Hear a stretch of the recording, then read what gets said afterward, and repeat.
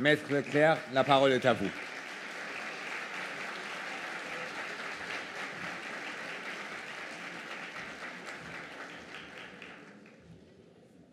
Chers amis, je suis venu ici, bien sûr, comme ami de la résistance iranienne de longue date.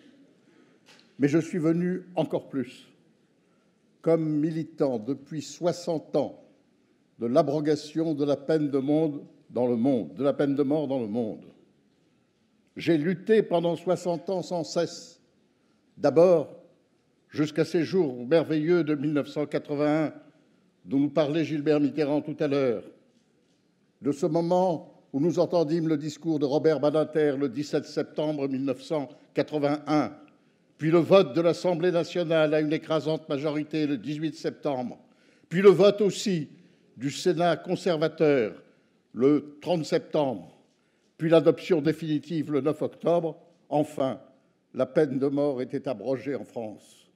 Et nous savons que c'était un long combat, difficile, parce que la volonté de tuer, de répondre toujours par le meurtre, est au cœur de l'homme. Et que cette idée absurde qu'il faut, pour créer les droits de l'homme, commencer par tuer ce qui les nie, était une absurdité. Oui, nous payons cher, nous avons payé cher en France cette conception. Lorsque, en 1791, au moment de la grande Révolution française, le moment fut venu d'abroger la peine de mort, Robespierre fit un discours magnifique pour dire que c'était une abomination. Mais 2 ans après, il disait « Oui, mais il faut faire une exception. Il faut qu'on tue le roi parce qu'il est coupable d'être roi. » Et après, derrière cette exception, on décida de n'abroger la peine de mort que lorsque la Révolution sera terminée. Et on les tua tous. On tua Vergniaud, on tua Danton, on tua Robespierre lui-même. Et on arriva à Napoléon. Oui, il n'y a pas d'exception. D'abord, à la nécessité de ne pas tuer. Tuer lorsque c'est le fait de l'État est un crime monstrueux, un crime plus grave que le meurtre lui-même, disait Dostoïevski. Oui, nous sommes aujourd'hui, parce que nous savons bien que nous ne pouvions nous contenter de proclamer cette nécessité pour nous-mêmes. Nous l'avons fait, c'est bien, mais maintenant, il faut que cette abrogation de la peine de mort soit universelle. Je parle pour l'Iran, mais je parle pour tous. Il faut qu'elle soit universelle. Depuis 2 jours, parce que c'est le jour pour l'abrogation universelle de la peine de mort, je fais de nombreuses interventions. Et je serai obligé de quitter votre réunion tout à l'heure parce que je dois aller ailleurs. Mais partout, prenant l'exemple de l'Iran, j'ai affirmé et je continue à affirmer que nous sommes là au comble de la monstruosité. On ne peut pas négocier sur cela, il faut exiger.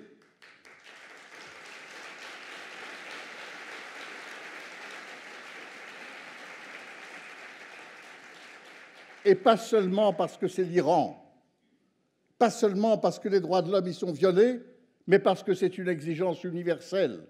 Oui, j'ai vu dans les réunions, lorsque je parlais plus longuement de l'Iran, certains se levaient et me dire « mais c'est pire en Chine, mais c'est pire en Arabie saoudite ».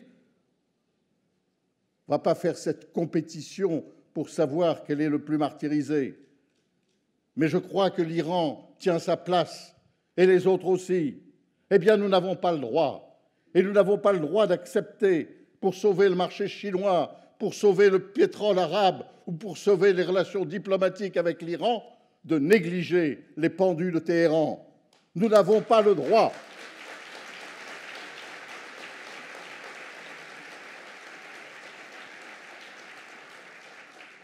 Cette exigence est absolue.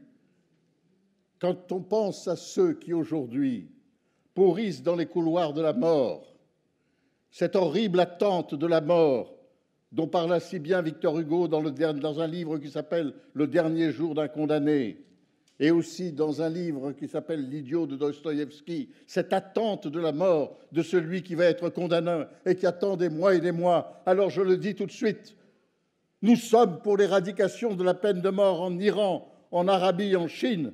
Mais comment, nous, républicains, démocrates, ne dirions-nous pas à nos frères américains, à nos amis démocrates aussi, qu'ils commettent une erreur majeure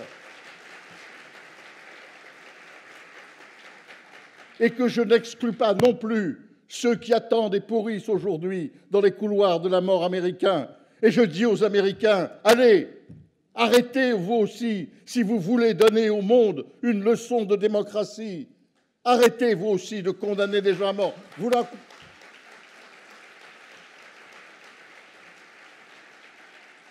Vous n'en exécutez que 60 par an. Mais que m'importe, quand bien même en exécuteriez-vous un, que cela serait inadmissible.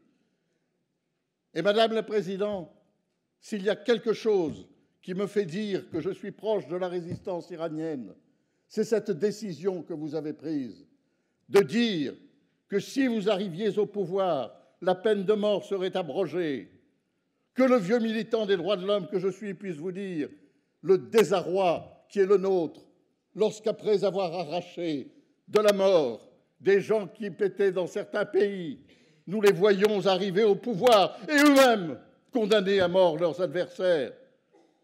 Nous ne l'avons pas supporté et je crois qu'il faut affirmer cela.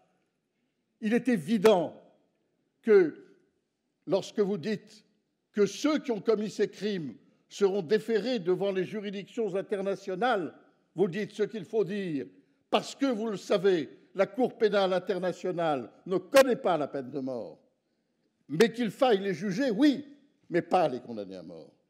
Lorsque, au Mexique, à la fin du XIXe siècle, un empereur fantoche qui s'appelait Maximilien et qui avait été mis en place par Napoléon III fut vaincu par les forces démocratiques et révolutionnaires mexicaines à la tête desquelles se trouvait Juárez. Victor Hugo, qui était en exil à Jersey, justement parce qu'il combattait Napoléon III, écrivit à Juárez pour lui dire « N'exécutez pas cet homme.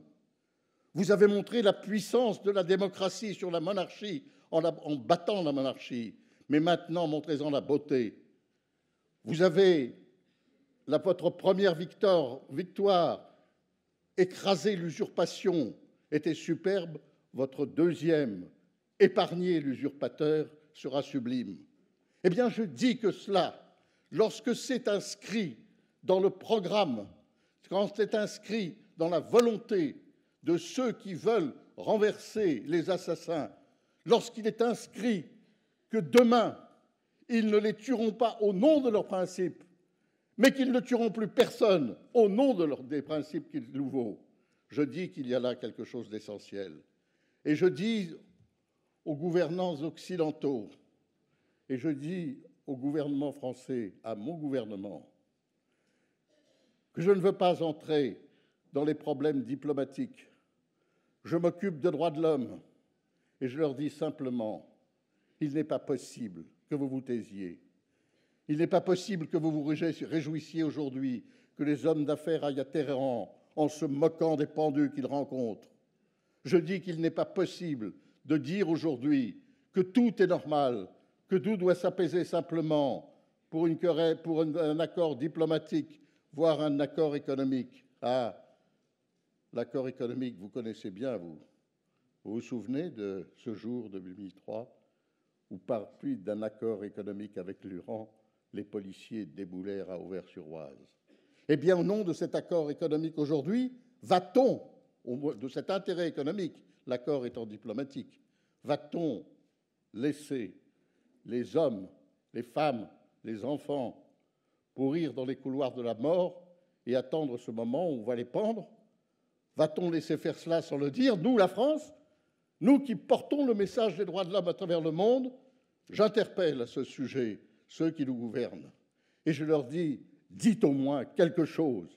Ce n'est pas possible de considérer que c'est normal. Oui, je demande effectivement que l'on agisse, mais que l'on n'agisse pas seulement là, c'est vrai, parce que cette revendication, elle n'est pas seulement au nom de la liberté nécessaire en Iran, elle est au nom des droits de l'homme dans le monde et de l'exigence d'une abolition totale de la peine de mort et universelle.